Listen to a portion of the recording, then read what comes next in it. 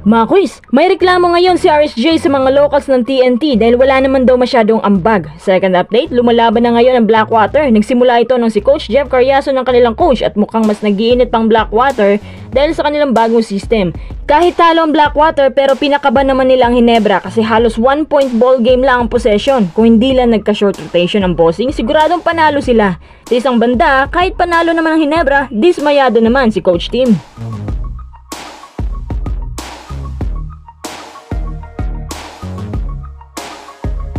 Bago tayo magpatuloy, kung nais mong suportahan ang aking channel, just click subscribe and share.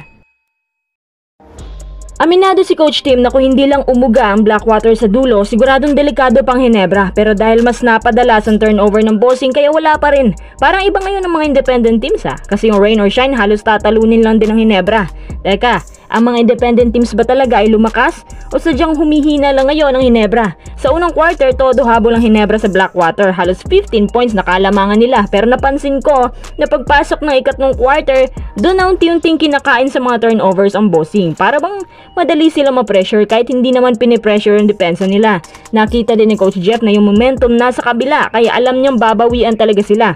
At ang problema, wala silang pang counter sa lahat ng sabay-sabay na atake ng mga locals, especially kay Hanmizi. Pero alam niyo ba na kahit panalong Ginebra, parang hindi pa rin masyadong satisfied si Coach Tim kasi naman laging ganito ng eksena. Sila na yung lagi naghahabol. Tsaka si Bishop, wala masyado tulong pagdating sa crucial baskets. Naisip ni Coach Tim paano kung mas lumakas pa ang Blackwater sa dulo at hindi sila na pressure, tiyak tuwad ang Ginebra. Yan ngayon ang tinitingnan ni Coach Tim na ayaw niya maulit. Buti na lang at mga hindi contender yung nakakaharap nila ngayon. Kahit itanong mo pa yan sa ibang Gin fans, mas marami pa ang nagkokomento ngayon na nag-iba ng galawan nila. Kung ganito lagi ang senaryo na maghahabol na lang na maghahabol, abay baka hindi na makabawi yan sa dulo. Parang nagiging fourth quarter team tuloy sila sa PBA. At least natalo ang Blackwater sa malaking deficit points at mahusay din ang kanilang standing ngayon. Alam nyo itong Blackwater may future to under kay Coach Carriazo. Nice game hatid nila ngayon. Napapalaban ng mga bigger teams. Paano ba yan Ginebra? Naaalarma na si Coach Tim sa nilalaro ng core nila.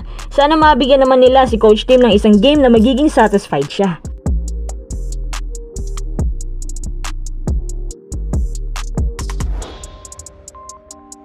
Pagkatapos ng laban sa mag-sister teams na MVP at Meralco at TNT, alam nyo ba na napakainit ng palitan sa pagitan ng import na si Sue Braymont, Ronde Halls Jefferson. Sa RHJ mga kuy, sa labanang to, nakakuha ng 47 points. Grabe yung malakobi na instinct niya dito. Akala ko nga going 50 points to. At ito namang import na si Sue, nakakakuha ng 37 points. Grabe ang mga imports na to, sobrang mamaw. Pinagtataka ko, bakit si RHJ na nakuha ng 47 points, natalo pa rin ng Meralco. Samantala yung import nila 37 points lang pero dahil kay Chris Banquero na nakadagdag ng 18 points kaya taob ang former champion ng PBA. Pagkatapos nga ng laban, dismayado si RHJ sa buong TNT staff, especially sa locals nila kasi ang konti lang daw na kanilang ambag. Medyo malaki-laki lang itong kay Jason Castro. Alam niyo rin ba na pagod na si RHJ sa ganitong eksena? Since no sa World Cup pa siya sa Team Jordan, abay halos si RHJ lang din ang bumubuhat at mas malala, nalaglag sila at wala nang chance na makapasok sa Paris Olympics kahit man lang kumalabit sa qualifiers. Tapos ngayon tong EASL naman, hindi na rin nagawang magbuhat ni RSJ. Andali nilang napauwi ng mga bilig teams doon. Tapos ngayon na sa PBA, ganito pa rin na eksena. Kaya naman hindi na magawang itago ni RSJ ang kanyang pagkadismaya sa nangyari sa TNT. Kung sa bagay mga kuys, kung tutusin, hindi naman talaga ganito ang totoong nilalaro ng TNT. Kumpara mo last year na nandyan si Mikey Williams, nandyan si Pugoy, ganda po ng performance nila. Ibig kong sabihin yung opensa nila. Grabe talaga yung mga outside shots. Kapag nagsimula ng pumutok si RSJ, susunod niya si Mikey, Pugoy, pati na rin si Castro. Tapos samahan mo pa ng magandang depensa ni Ryan Reyes. Pero ngayon, ito yung resulta. Si Castro lang ang locals na may malaking ambag with 19 points. Habang yung iba, Kubuntin 8, Reyes 5, Kelly 5, Oftana 4, Montalvo 3, Heruela 2 at yung rookie nila na si Galinato 1 point lang. Sinong import kaya hindi magrereklamo niyan?